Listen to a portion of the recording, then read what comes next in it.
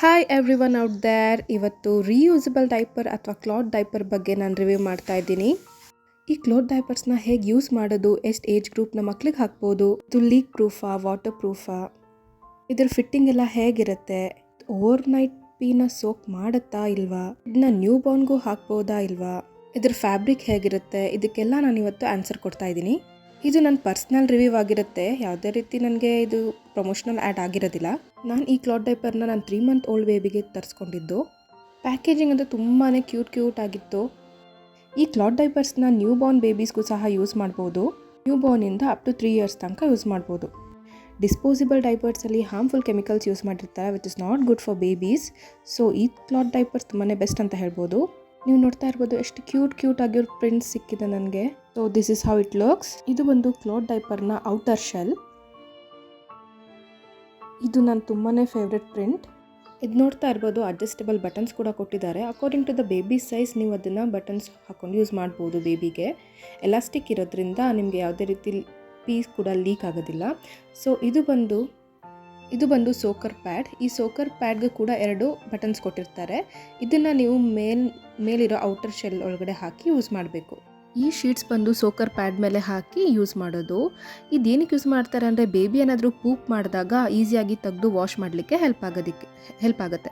ಈ ಡೈಪರ್ನ day time ಅಥವಾ night time ಕೂಡ ಯೂಸ್ ಮಾಡ್ಬೋದು. ಯಾವುದೇ ರೀತಿ ರ್ಯಾಷಸ್ನ ಭಯ ಇರೋದಿಲ್ಲ.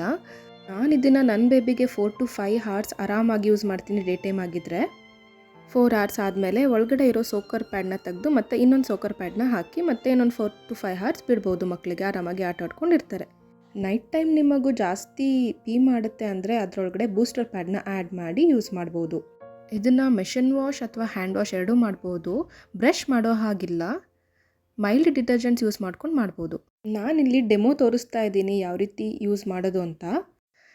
ಈ ಪ್ಯಾಡ್ಸ್ ಬಂದು ವಾಟರ್ ಪ್ರೂಫ್, ಸೊ ಪೀ ಲೀಕ್ ಆಗುತ್ತೆ ಅನ್ನೋ ಟೆನ್ಷನ್ ಕೂಡ ಇರೋದಿಲ್ಲ. ಥೈಸ್ ಹತ್ರ ಎಲಾಸ್ಟಿಕ್ ಕೊಟ್ಟಿರೋದ್ರಿಂದ ಬೇಬಿಗೆ ಟೈಟ್ ಅಂತ ಅನಿಸೋದೇ ಇಲ್ಲ. ತುಂಬ ಕಂಫರ್ಟೇಬಲ್ ಆಗಿರುತ್ತೆ. ಬೇಬಿ ಜಾಸ್ತಿ ಪೀ ಮಾಡುತ್ತೆ ಅಂದರೆ ಅದರೊಳಗಡೆ ಬೂಸ್ಟರ್ ಪ್ಯಾಡ್ನ ಹೇಗೆ ಅಪ್ಲೈ ಮಾಡಿ ಯೂಸ್ ಮಾಡ್ಬೋದು ಅಂತ ತೋರಿಸ್ತಾ ಇದ್ದೀನಿ ಈ ಡೆಮೋದಲ್ಲಿ.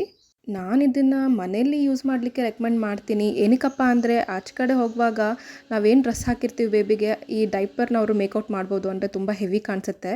ಆಚೆ ಕಡೆ ಹೋದಾಗ ಇಫ್ ಇನ್ ಕೇಸ್ ಈ ಡೈಪರಲ್ಲಿ ಪೂಪ್ ಮಾಡಿದ್ರೆ ಅದನ್ನು ಡಿಸ್ಪೋಸ್ ಮಾಡೋದು ಅಥವಾ ಮನೆಗೆ ಎತ್ಕೊಂಡ್ಬರೋದು, ವಾಶ್ ಮಾಡೋದು ತುಂಬಾ ಕಷ್ಟ ಆಗುತ್ತೆ. ಸೊ ನಾನು ಇದನ್ನು ಮನೆಯಲ್ಲೇ ಯೂಸ್ ಮಾಡೋದಕ್ಕೆ ಪ್ರಿಫರ್ ಮಾಡ್ತೀನಿ. Both day and night use ಮಾಡ್ಬೋದು.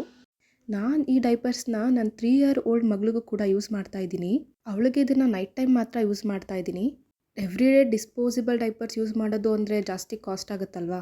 ಸೊ ಇದು ಬೆಸ್ಟ್ ಅಂತಾನೆ ಅನಿಸುತ್ತೆ. ಈ ಡೈಪರ್ಸ್ ಬಂದು ರಿಯೂಸಬಲ್ ಆಗಿರೋದ್ರಿಂದ ಕಾಸ್ಟ್ ಎಫೆಕ್ಟಿವ್ ಹಾಗೂ ಡ್ಯೂರಬಿಲಿಟಿ ಚೆನ್ನಾಗಿದೆ. ಸೆಕ್ಯೂರಿಟಿ ಪರ್ಪಸ್ಗೋಸ್ಕರ ನನ್ನ ಬೇಬಿಗೆ ಇನ್ನರ್ಸ್ ಹಾಕಿ ನಾನು ಇದನ್ನು ಹೇಗೆ ಯೂಸ್ ಮಾಡೋದು ಅಂತ ಡೆಮೋ ತೋರಿಸ್ತಾ ಇದ್ದೀನಿ. ನೀವು ನೋಡ್ತಾ ಇರ್ಬೋದು ಫಿಟ್ಟಿಂಗ್ ಎಲ್ಲ ಎಷ್ಟು ಕರೆಕ್ಟಾಗಿ ಕೂರ್ತಾ ಇದೆ. According to the baby size ಆ ಬಟನ್ಸ್ನ ಯೂಸ್ ಮಾಡ್ಬೋದು ನೀವು. ಡೇ ಟೈಮಲ್ಲಿ ಪದೇ ಲಂಗೋಟ್ ತೆಗೆದು ವಾಶ್ ಮಾಡೋಕ್ಕೆ ಹಾಕೋದು ಅಥವಾ ಪದೇ ಚೆಕ್ ಮಾಡೋ ಟೆನ್ಷನ್ ಇರೋದಿಲ್ಲ.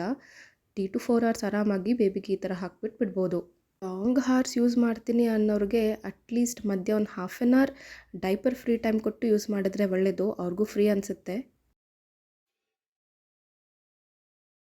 ನಾನು ಇದನ್ನು ಆರ್ಡರ್ ಮಾಡಿದಾಗ ಒಳಗಡೆ ನನಗೆ ವೋಚರ್ ಕೂಡ ಸಿಕ್ತು. ಅದನ್ನು ನಾನು ಯೂಸ್ ಮಾಡ್ಕೋಬೋದು ನೆಕ್ಸ್ಟ್ ಪರ್ಚೇಸಲ್ಲಿ. ಮತ್ತು ಇದರಲ್ಲಿ ನಿಮಗೆ ಮ್ಯಾನ್ಯುಯಲ್ ಕೂಡ ಸಿಗುತ್ತೆ. ಅದನ್ನು ನೋಡಿಕೊಂಡು ಯಾವ ರೀತಿ ಯಾವಾಗ ಹೇಗೆ ಯೂಸ್ ಮಾಡೋದು ಅಂತ ತೋರಿಸಿರ್ತಾರೆ. ಸೊ ಇದಾಗಿತ್ತು ಇವತ್ತಿನ ನನ್ನ ವಿಡಿಯೋ. ಸೊ ಇದು ನಿಮ್ಗೆ ತುಂಬ ಇಷ್ಟ ಆಗಿದೆ ಅಂದರೆ ನನ್ನ ಚಾನಲ್ನ ಸಬ್ಸ್ಕ್ರೈಬ್ ಮಾಡಿ, ಲೈಕ್ ಮಾಡಿ, ಕಮೆಂಟ್ ಮಾಡಿ, ಶೇರ್ ಮಾಡಿ. ದಯವಿಟ್ಟು ಸಬ್ಸ್ಕ್ರೈಬ್ ಮಾಡೋದಕ್ಕೆ ಮರಿಬೇಡಿ. ಹರೇ ಕೃಷ್ಣ.